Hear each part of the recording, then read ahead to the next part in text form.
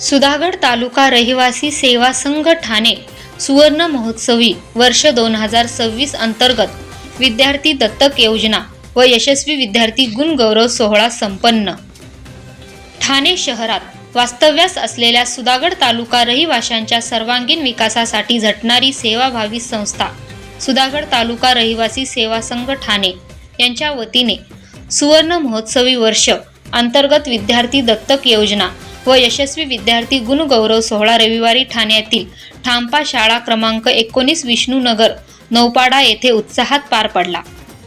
यावेळी ज्येष्ठ शल्य विशारद डॉक्टर श्रीपाद बोडस व डॉक्टर अंजली बोडस, ज्येष्ठ समाजसेवक अंजली व वसंत केळकर, जागतिक मराठा सेवा संघ राष्ट्रीय अध्यक्ष किशोर नारायण पवार, ज्येष्ठ शिक्षण तज्ज्ञ व करिअर मार्गदर्शक चंद्रशेखर शिंपी सर, उद्योजक संजय सागळे, उद्योजक योगेश कदम, उद्योजक स्वप्नील पायगुडे, सुजित बारसकर, सरचिटणीस मराठा समाज सुधागड आदींसह सुधागड तालुक्यातील अनेक मान्यवरांची आणि विद्यार्थी पालक यांची मोठ्या संख्येने उपस्थिती लाभली। संस्थेच्या वतीने वैद्यकीय क्षेत्रात कार्यरत राहून समाजसेवेचा वसा जपणारे डॉक्टर श्रीपाद बोडस यांना सुधागड भूषण पुरस्कार देऊन सन्मानित करण्यात आले।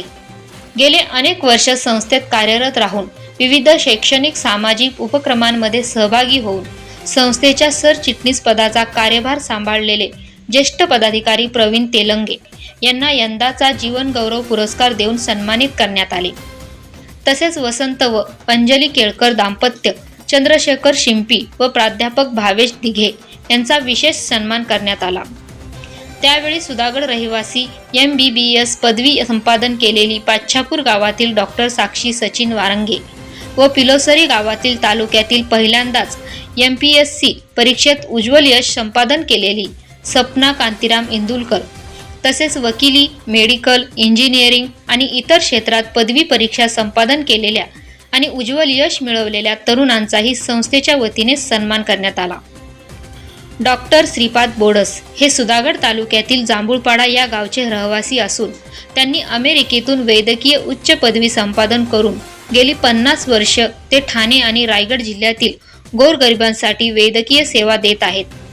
रोटरी क्लबच्या माध्यमातून त्यांनी सुधागड तालुक्यात अनेक मोफत आरोग्य शिबिरे आयोजित करून हजारो सुधागडवासियांना विनामूल्य औषधे व शस्त्रक्रियाही त्यांच्या रुग्णालयामार्फत केल्या आहेत। Dhammasheel Sawant, news bureau, Raigad.